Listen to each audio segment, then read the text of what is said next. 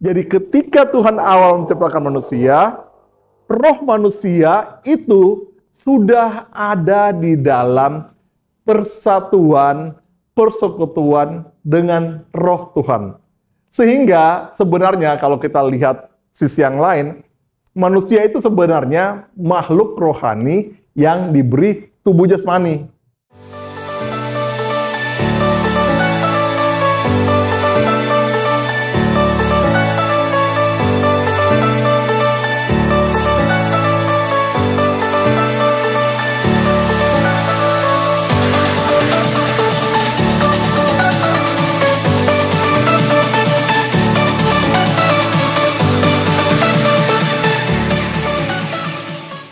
Shalom Bapak Ibu yang dikasihi oleh Tuhan Yesus Kristus. Kembali lagi pada saat ini kita juga masih berbicara, kita juga masih belajar tentang Roh Kudus. Karena kalau kita belajar tentang Roh Kudus, kita menemukan masih banyak hal-hal yang perlu kita pelajari. Karena apa? Karena Roh Kudus adalah Roh Tuhan itu sendiri. Dan pengenalan akan Tuhan itu adalah yang Tuhan inginkan dari kita. Karena itu pada hari ini kita akan belajar mengenai Roh Kudus, dan yang akan kita pelajari adalah satu topik yang sangat luar biasa, yaitu tentang kesatuan roh.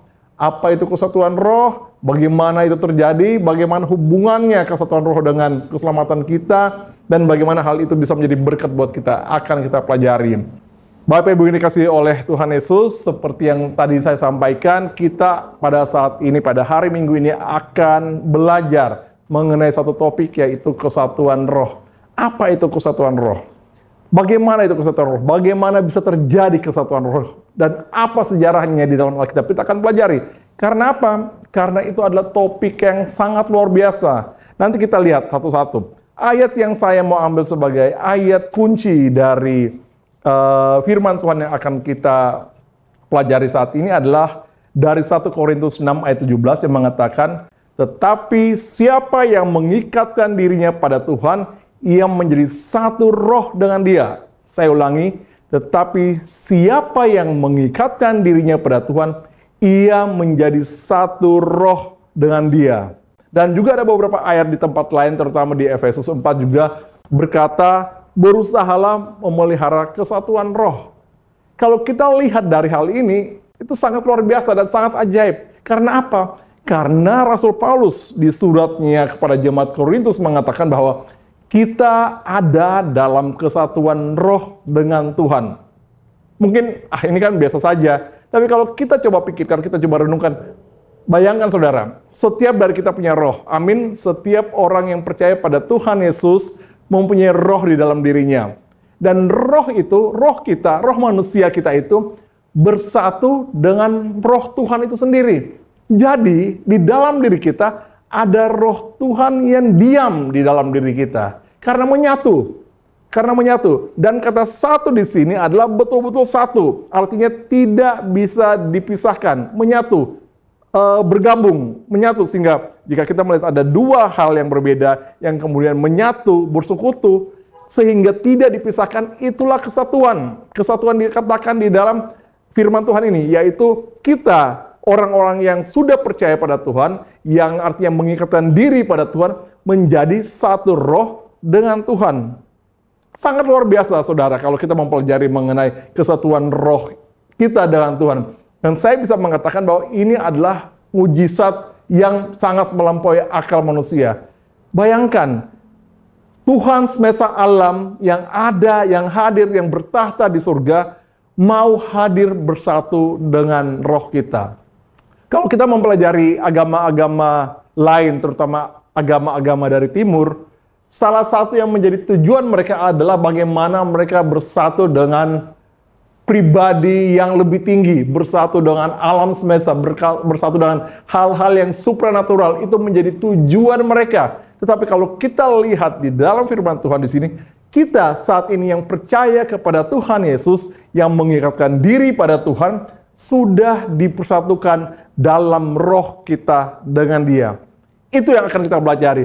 Karena itu sebelum kita mempelajari lebih lanjut tentang kesatuan roh, bagaimana Tuhan menyatukan rohnya dengan kita pelajari apa itu roh. Di sini tentu saja bukan bicara tentang roh manusia, tetapi Roh Kudus. Jadi kita belajar tentang Roh Kudus, bagaimana kemudian sejarahnya ada penyatuan antara roh Tuhan dengan roh kita. Bagaimana hal itu terjadi?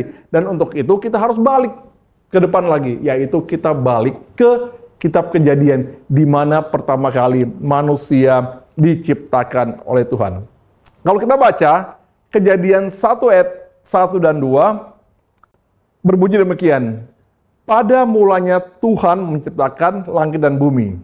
Ayat 2-nya, bumi belum berbentuk dan kosong, gelap gulita menutupi samudera raya, dan roh Tuhan melayang-layang di atas permukaan air. Ini adalah pertama kali roh Tuhan disebut di dalam Alkitab. Dan ketika roh Tuhan disebut pertama kali di dalam Alkitab, itu terkait dengan penciptaan yang Tuhan lakukan atas alam semesta. Dikatakan di sini bahwa roh Tuhan melayang-layang di atas permukaan air. Sebelum kita lanjut ke situ, roh Tuhan itu apa? Roh Tuhan itu apa?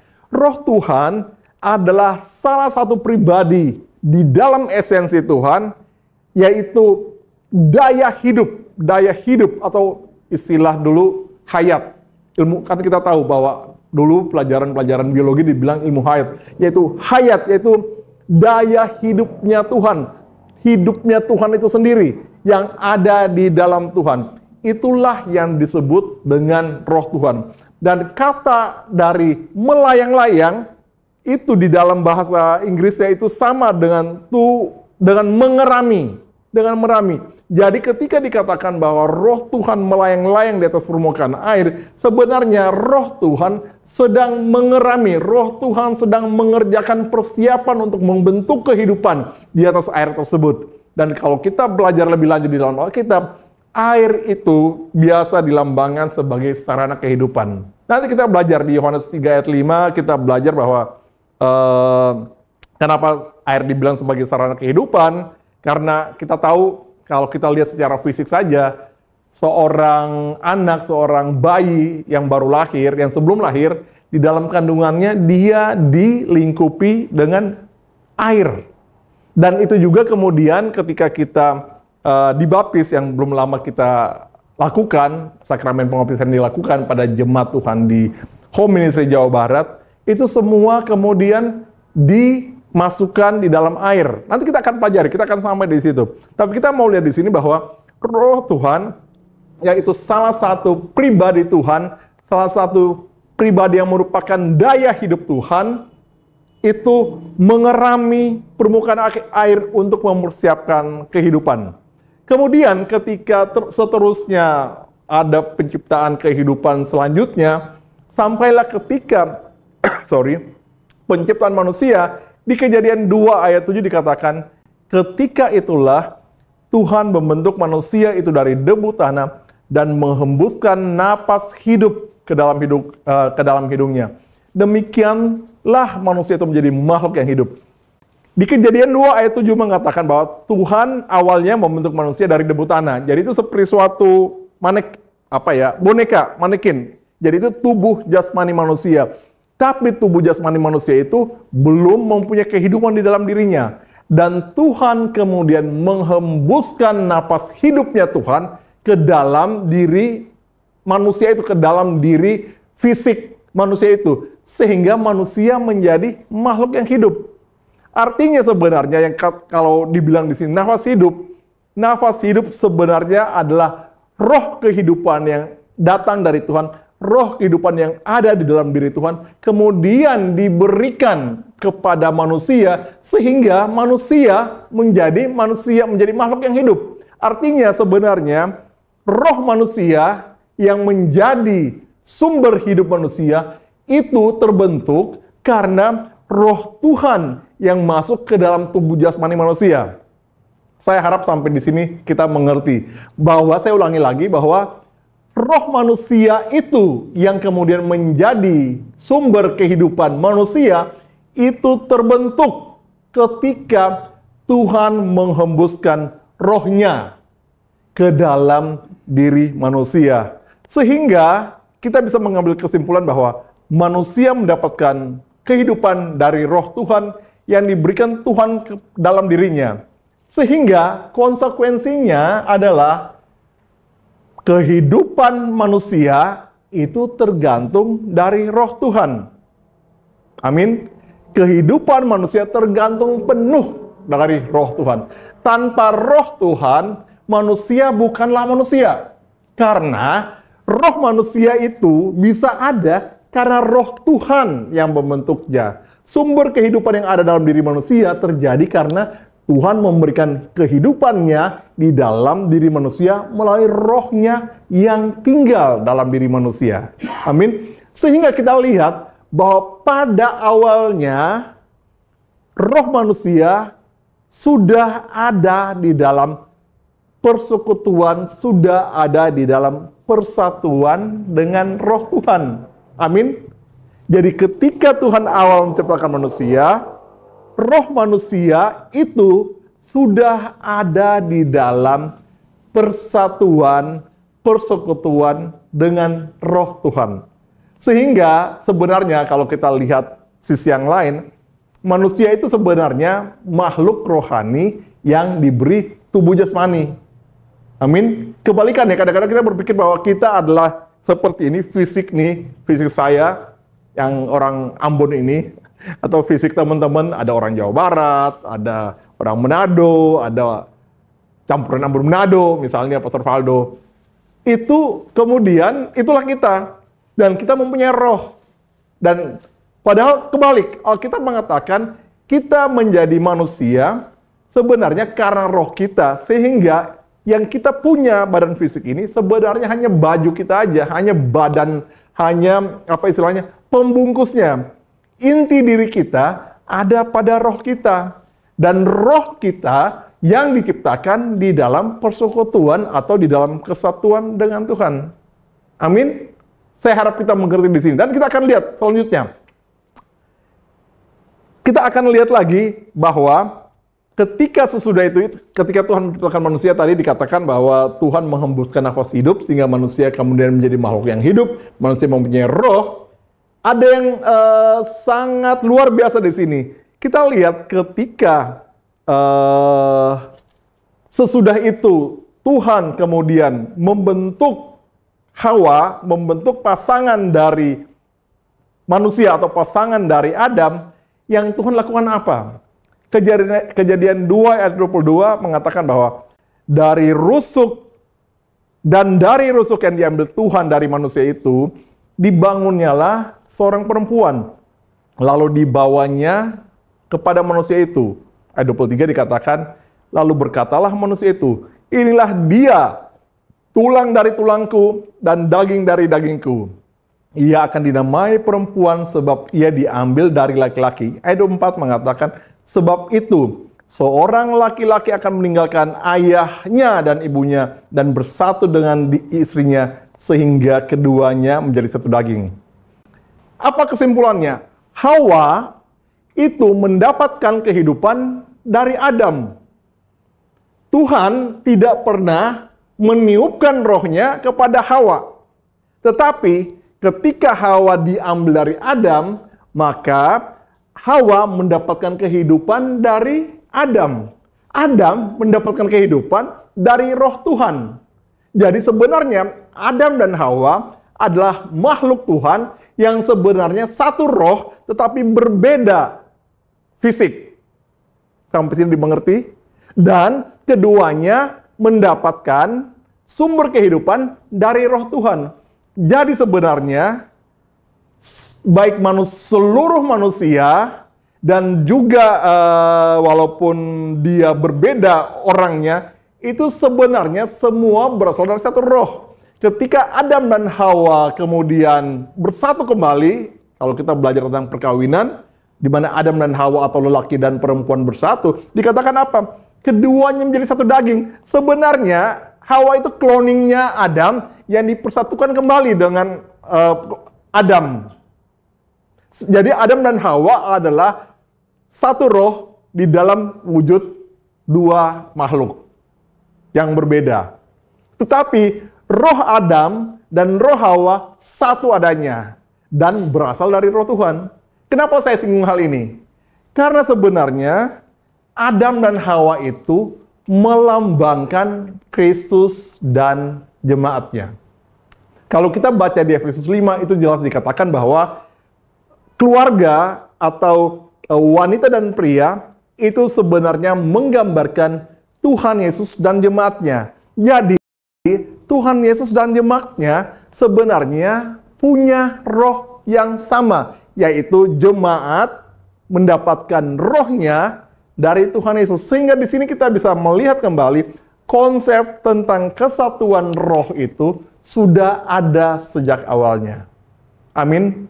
Saya harap kita bisa mengerti di sini. Jadi kalau kita mempelajari Alkitab, kita boleh melihat hal-hal di balik apa yang terlihat. Dan kita akan menemukan kedalaman-kedalaman dari firman Tuhan, sehingga kita semakin tahu bahwa Tuhan yang kita sembah betul-betul Tuhan yang luar biasa. Tuhan yang sangat ajaib. Dan Tuhan yang luar biasa itu sudah hadir di dalam diri kita dan bermaksud hadir di dalam diri kita sejak awalnya melalui rohnya yang tinggal dalam diri kita. Amin. Sayang seribu sayang. Kejadian 3 menyatakan bahwa manusia kemudian berdosa. Ketika manusia berdosa itu, roh Tuhan yang seharusnya hadir bersatu dengan roh manusia sudah tidak lagi bisa hadir di situ. Karena manusia sudah ada dalam dosa dan roh Tuhan yang kudus tidak mungkin hadir di dalam manusia yang berdosa. Sehingga ketika Tuhan meng-counter, ketika Tuhan berbicara kepada Adam dan Hawa sesudah mereka jatuh dalam dosa, Kejadian 3 ayat 19 mengatakan demikian. Ini perkataan Tuhan. Dengan berpeluh engkau akan mencari makananmu sampai engkau kembali lagi menjadi tanah. Karena dari situlah engkau diambil. Sebab engkau debu dan engkau akan kembali menjadi debu. Di sini Tuhan tidak lagi menyinggung manusia sebagai makhluk rohani. Tetapi Tuhan semata-mata melihat manusia sebagai hanya makhluk jasmani yang fana. Karena manusia sudah tidak lagi mempunyai roh Tuhan di dalam dirinya yang membuatnya bisa mendapatkan kehidupan kekal. Manusia hanya makhluk fana yang hidup untuk sementara dan tubuhnya akan kemudian mengalami kematian. Dikatakan bahwa engkau debu dan engkau akan kembali lagi menjadi debu. Dan hal ini dikonfirmasi oleh Rasul Paulus di dalam surat 1 Korintus 15 ayat 50 mengatakan, saudara-saudara, inilah yang hendak kukatakan padamu bahwa daging dan darah tidak mendapatkan bagian dalam kerajaan surga, dan bahwa yang binasa tidak mendapatkan bagian dari dalam apa yang tidak binasa. Artinya, ketika manusia jatuh di dalam dosa, roh Tuhan sudah tidak lagi hadir dalam hidupnya, sehingga manusia menjadi manusia daging dan darah. Dan itulah yang kita warisi dari orang tua kita. Kita menjadi manusia yang lahir, besar, kemudian bertambah usia, menjadi remaja, menjadi dewasa, sesudah dewasa umurnya bertambah, tetapi badannya makin lemah dan tubuh makin merosot, sehingga akhirnya tubuh tersebut tidak bisa lagi menampung kehidupan di dalam dirinya dan meninggal. Dan roh manusia yang masih ada dalam diri manusia yang sudah tidak lagi bersama dengan roh Tuhan menjadi binasa. Binasa di dalam penghukuman kekal. Itulah sebabnya di dalam kekristenan ketika seorang ingin mendapatkan keselamatan, kita tidak berbicara tentang perbuatan baik. Perbuatan baik tidak mungkin bisa membawa seorang pada keselamatan. Tidak mungkin bisa membawa seorang pada keselamatan. Karena keselamatan itu adanya dari Tuhan. Hanya Tuhan sumber keselamatan melalui rohnya yang bisa mengerjakan keselamatan itu di dalam diri manusia. Itulah sebabnya kita percaya bahwa keselamatan itu adalah kasih karunia. Di Efesus 2 mengatakan hal tersebut, bahwa keselamatan kita adalah kasih karunia yang kita bisa dapatkan melalui iman. Tetapi karena manusia sudah terputus hubungan dengan roh Tuhan, manusia kemudian makhluk fana dan tidak bisa mendapat bagian dalam kerajaan surga. Dan itulah kodrat kita saat ini, itulah status kita. Sehingga kita berbicara mengenai keselamatan, keselamatan juga adalah status. Keselamatan bukan hanya nanti masuk surga, tetapi keselamatan adalah status yang Tuhan kerjakan. Dan yang mengerjakan keselamatan dalam diri kita, kembali lagi, sama seperti kitab Kejadian tadi.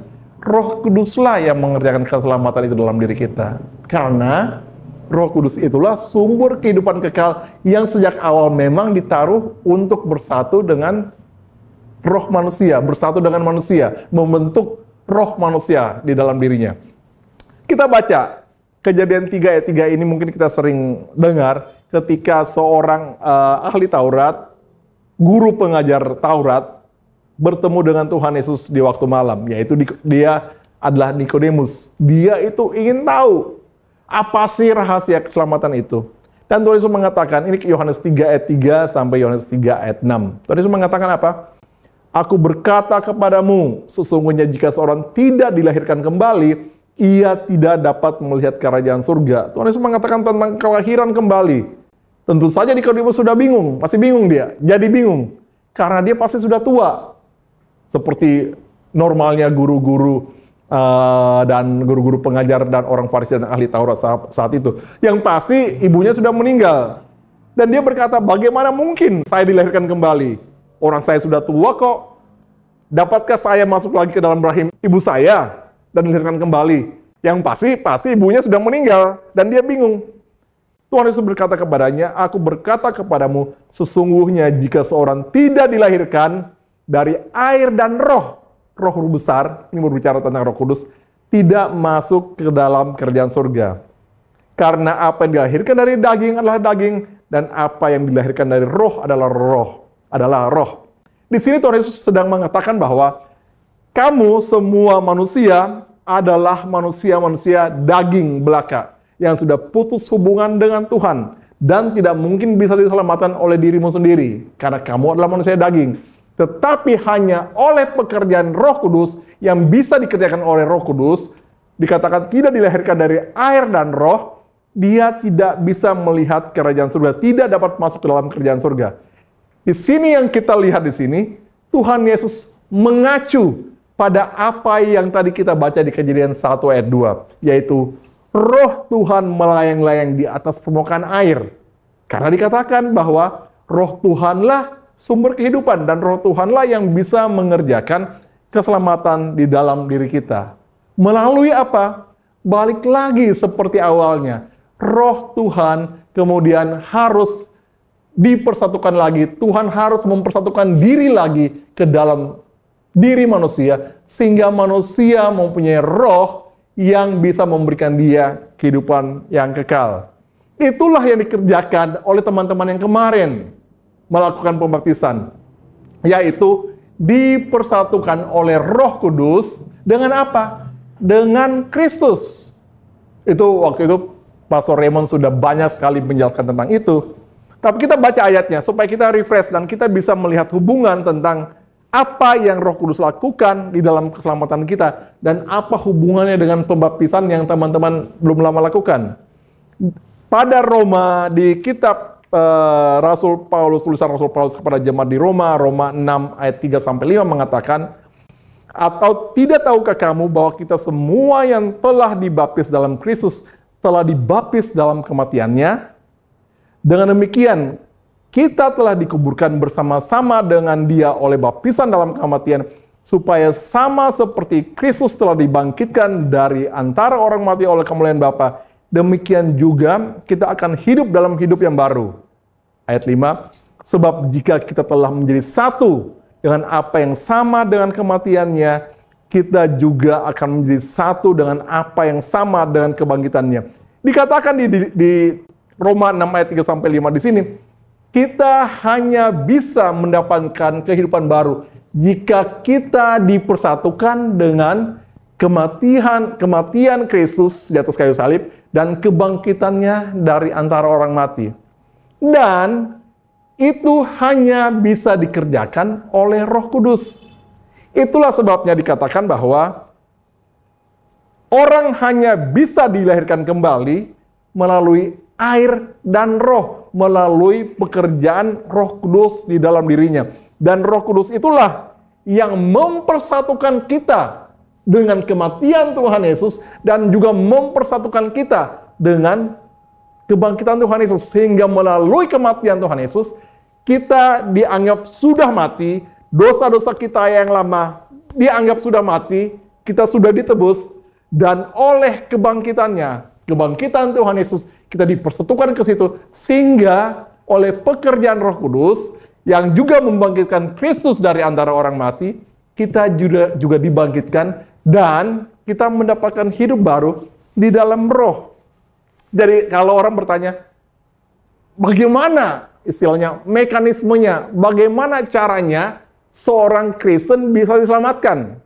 Alkitab mengatakan seorang Kristen hanya bisa diselamatkan oleh kelahiran kembali. Kenapa? Karena sebelumnya dia adalah manusia yang sudah mati. Tadi kita sudah belajar. Bagaimana dia bisa dilahirkan kembali? Oleh pekerjaan Roh Kudus. Loh, Roh Kudus, apa yang Roh Kudus kerjakan? Roh Kuduslah yang sebenarnya adalah Roh Kristus mempersatukan kita dengan Kristus yang sudah mati di atas kayu salib dan kebangkitannya. Karena itu, kita ketika mau diselamatkan, kita harus menerima Roh Kudus dalam diri kita. Atau kalau Yohanes 1 ayat 12 mengatakan, barang siapa yang menerimanya, yang receive, yang accept-nya itu Tuhan Yesus, tentu saja kita tidak bisa menerima Tuhan Yesus secara fisik. Tetapi kita bisa menerima Roh Kudus yang adalah Roh Tuhan Yesus sendiri, yang adalah Roh Kristus di dalam diri kita. Dan Roh Kristus itulah yang mengerjakan keselamatan dalam diri kita dengan melahirkan kita kembali dan melahirkan roh baru dalam diri kita.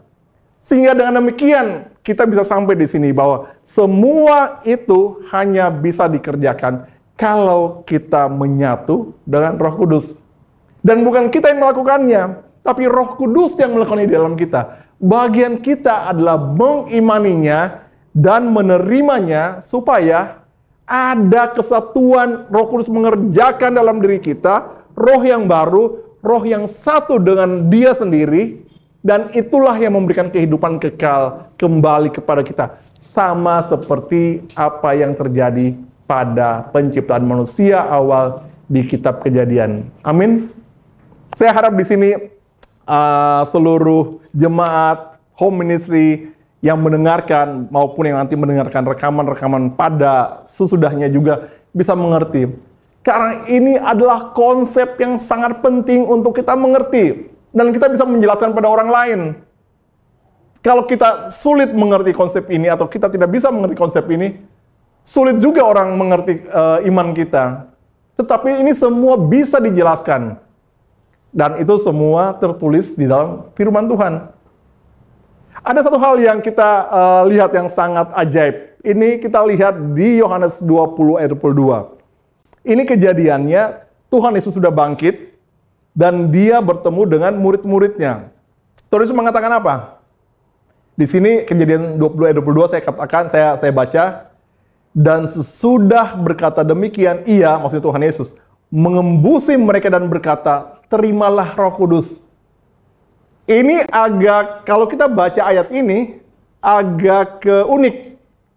Karena di antara pertemuan-pertemuan Tuhan Yesus dengan murid-muridnya sesudah Dia bangkit dari kematian, kok sempet-sempetnya Dia melakukan sesuatu yang sangat unik ini, yaitu Dia mengembusi mereka, murid-muridnya, dan berkata, terimalah Roh Kudus. Apa yang Yesus lakukan di sini? Sebenarnya Tuhan Yesus sedang melakukan apa yang Dia lakukan, apa yang Tuhan lakukan pada kitab Kejadian 2 ayat 7 tadi. Di mana manusia itu menjadi makhluk hidup atau manusia itu punya roh kehidupan sesudah Tuhan menghembuskan napas hidupnya ke dalam diri manusia itu. Dan Tuhan Yesus melakukannya lagi. Karena sudah kebangkitannya, Tuhan Yesus melakukan beberapa hal yang sebenarnya merupakan pengulangan dari apa yang dilakukan oleh Tuhan di kitab Kejadian. Saya harap kita bisa mengerti di sini. Ada beberapa hal kita nggak bahas di sini, tapi salah satu adalah Tuhan Yesus menghembuskan murid-muridnya, termasuk kita sekarang, karena kita kan murid-muridnya juga, dengan Roh Kudus. Amin. Karena Tuhan Yesus sedang mengulangi penciptaan. Dengan demikian Tuhan Yesus melakukan penciptaan ulang di dalam diri kita sehingga kita menjadi manusia baru. Hal yang lain adalah Tuhan Yesus memberkati. Kita sudah belajar mengenai Tuhan Yesus naik ke surga. Waktu itu Pastor Raymond sudah nyatakan apa hal yang terakhir yang dilakukan oleh Tuhan Yesus yang terlihat oleh murid-muridnya. Tuhan Yesus itu naik sampai tertutup awan dalam posisi sedang memberkati. Amin. Dan itu juga yang dilakukan oleh Tuhan dalam Kejadian 1 ayat 26 atau 27. Yaitu Tuhan memberkati manusia itu. Ada satu lagi yang Tuhan lakukan, yang Tuhan Yesus lakukan, yang merupakan pengulangan dari apa yang dilakukan oleh Tuhan Bapa dalam penciptaan di dalam kitab Kejadian. Yaitu apa? Tuhan Yesus menyatakan, pergilah ke seluruh bangsa, muridkan, lakukan pembaptisan dalam nama Bapa, Putra, dan Roh Kudus. Itu sebenarnya pengulangan dari apa yang difirmankan kepada Adam, beranak cucu dan bertambah banyak, penuhi bumi. Sama tuh. Hanya bedanya kalau Adam beranak cucu, tetapi murid-muridnya diminta untuk melakukan pemuritan. Tetapi kita nggak bahas di situ. Tapi kita mau bicara di sini bahwa Tuhan Yesus melakukan beberapa pengulangan dari apa yang dilakukan oleh Bapa di kitab Kejadian. Karena Tuhan Yesus itu setara dengan Bapa, satu esensi dengan Bapa. Jadi kalau ada yang mengatakan Tuhan Yesus beda dengan Bapa dalam kesetaraannya, Alkitab mengatakan bahwa sama. Tuhan Yesus secara fisik ketika dihadiri manusia melakukan beberapa pengulangan dari apa yang dilakukan oleh Tuhan Bapa Yahweh dalam kitab Kejadian. Itu 3 hal, tapi nanti kita lain kali lah kita akan bahas di situ. Tapi kita balik lagi di sini bahwa kita itu bisa diselamatkan karena Tuhan mengorekkan rohnya dan rohnya itu bersatu dengan roh kita. Dan kalau kita lihat lagi di Yohanes 14 ayat 6 dan 7, Tuhan Yesus mengatakan ini adalah janji-janji Tuhan Yesus sebelum Tuhan Yesus kemudian melakukan karya keselamatannya, mati dan bangkit dan naik ke surga. Tuhan Yesus bilang pada murid-muridnya seperti ini. Yohanes 14 ayat 6 dan 7. Aku akan minta kepada Bapa dan ia akan memberikan kepadamu seorang penolong yang lain supaya ia menyertai kamu selama-lamanya. Di sini kita bisa catat apa? Bahwa ia menyertai kita selama-lamanya. Amin. Selama-lamanya. Yaitu sejak saat kita menerima Roh Kudus dalam diri kita, ketika menerima Tuhan Yesus dalam diri kita, sampai seterusnya, sampai kekekalan, bukan hanya sampai kita mati, bukan sampai nanti. Kebersamaan atau kebersatuan kita dengan Roh Tuhan, itu sampai nanti. Karena nanti Roh Tuhan atau Roh Kudus itulah yang menjadi meterai kita dan menjadi jaminan bagi kita ketika kita hadir berhadapan dengan Bapa. Bahwa kita adalah milik Tuhan karena ada Roh Kudus dalam diri kita. Saya lanjut ayat 17 mengatakan, ini 14 ayat 16-17 ya, bukan 67. Yaitu roh kebenaran. Jadi yang dijanjikan itu, penolong yang lain itu adalah roh kebenaran. Saya lihat beberapa YouTube, teman-teman kalau lihat, ada orang yang dengan ngaco menyatakan bahwa yang disebut penolong itu adalah seorang yang nanti lahirnya 600 tahun kemudian. Di sini dalam ayat Alkitab mengatakan, ini adalah roh, bukan manusia. Jadi, penolong yang lain itu adalah roh kebenaran, Roh Kudus itu sendiri. Dan dibuktikan ketika Tuhan Yesus naik ke surga, 10 hari kemudian setelah Tuhan Yesus naik ke surga, Roh Kudus itu yang dicurahkan kepada murid-muridnya, termasuk kita. Dan dikatakan apa? Dunia tidak dapat menerima dia, sebab dunia tidak melihat dia dan tidak mengenal dia. Tetapi kamu, murid-muridnya, termasuk kita, mengenal dia. Sebab ia menyertai kamu dan akan diam di dalam kamu. Tadi kita sudah belajar bahwa roh kita memperoleh kehidupan dari roh Tuhan yang menyatu dalam roh kita. Dan sini Tuhan Yesus mengatakan hal yang sama, yaitu dia, Roh Kudus itu, akan menyertai kita dan akan diam atau tinggal atau hadir di dalam diri kita. Amin. Dan ini berarti Roh Kudus yang menyatu dengan roh kita dan tinggal dalam diri kita adalah penyertaan Tuhan yang paling sempurna pada kita. Amin. Kalau saat ini kita sedang melalui hal-hal atau hari-hari yang sulit di dalam kehidupan kita, masa-masa yang gimana, sedang lembah kekelaman. Ingat firman Tuhan ini, dalam diri kita ada roh Tuhan sendiri yang hadir, sehingga roh Tuhan juga ikut merasakan apa yang kita rasakan. Dan tidak sampai di situ, dikatakan di Alkitab di bagian lain bahwa Roh Kudus itu juga memberi syafaat, menyampaikan hal-hal yang tidak bisa kita ucapkan kepada Bapa di surga. Karena apa? Karena Roh Kudus itu tahu, ikut merasakan apa yang kita rasakan. Amin. Itu penghiburan bagi kita, itulah penolong bagi kita. Dan itu selalu ada pada kita dari sekarang, sejak kita percaya pada Tuhan Yesus, sampai selama-lamanya. Dan itu adalah penyertaan yang paling sempurna. Bukan sampai di situ saja. Kejadian 14, Yohanes 14 ayat 23 mengatakan, ketika Tuhan Yesus sedang berkata pada murid-muridnya, dikatakan bahwa, Tuhan Yesus mengatakan bahwa, jika seorang mengasihi aku, ia akan menuruti firman-Ku, dan Bapa-Ku akan mengasihi dia, dan kami akan datang kepadanya, dan diam bersama-sama dengan dia. Saudara, saya ulangi. Tuhan Yesus mengatakan pada muridnya, jika seorang mengasihi aku, ia akan menuruti firman-Ku, dan Bapa-Ku akan mengasihi dia, dan kami di sini Tuhan Yesus bicara tentang Tuhan Yesus sendiri sebagai Logos, sebagai Sang Firman, dengan Bapa akan hadir. Hadir dalam bentuk apa? Hadir dalam bentuk Roh Kudus dalam diri kita. Karena Roh Kudus adalah Roh Bapa dan Roh Kudus adalah Roh Kristus juga. Sehingga ketika Roh Kudus hadir dalam diri kita, menyatu dengan roh kita, Bapa juga hadir dan Tuhan Yesus juga hadir. Sehingga kalau kita berbicara mengenai Tuhan yang kita sembah sebagai Tuhan yang Tritunggal, yang tiga pribadi dalam satu esensi, tiga-tiganya hadir dalam hati kita, dalam tubuh kita, dalam roh kita, dalam semua apa yang kita lalui. Sehingga konsekuensinya apa? Tuhan yang bertahta di surga juga adalah Tuhan yang bertahta di dalam hati kita. Sehingga hidup kita menjadi manifestasi dari kerajaan surga. Dan itulah yang Tuhan Yesus lakukan. Itulah yang Roh Kudus lakukan di dalam diri kita. Amin. Itulah sebabnya nanti kita belajar dalam waktu ke depan tentang doa Bapa kami. Tuhan Yesus mengajarkan adalah, datanglah kerajaanmu. Kemana? Ke dalam diri kita, di bumi. Dan yang membawa kerajaan itu adalah setiap kita orang percaya. Karena di dalam diri kita ada Bapa, Putra yang berdiam dalam diri kita, dalam hati kita, oleh rohnya yang bersatu dengan roh kita. Saya harap kita bisa mengerti ini memang cukup dalam, tetapi inilah kebenaran yang sejati yang diajarkan oleh firman Tuhan kepada kita. Saya akan tutup dengan kita baca sama-sama Efesus 4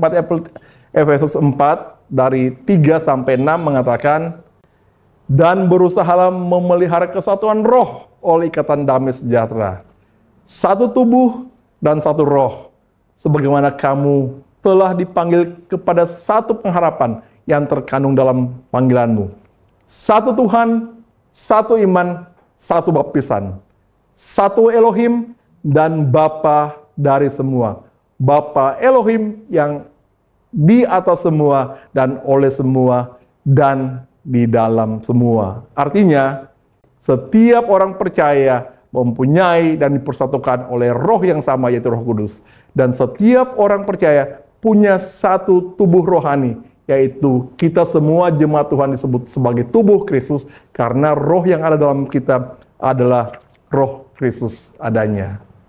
Saya harap kita bisa mengerti, kita bisa mempelajari lebih dalam lagi, dan kita bisa melihat hal yang sangat ajaib yang sudah Tuhan kerjakan dalam diri kita melalui Roh Kudus yang sudah dikaruniakan kepada kita, yang beberapa lama lalu kita rayakan pencurahannya dan saat ini juga sudah hadir dalam diri kita dan juga sudah menyertai kita dari sekarang sampai selama-lamanya. Di mana?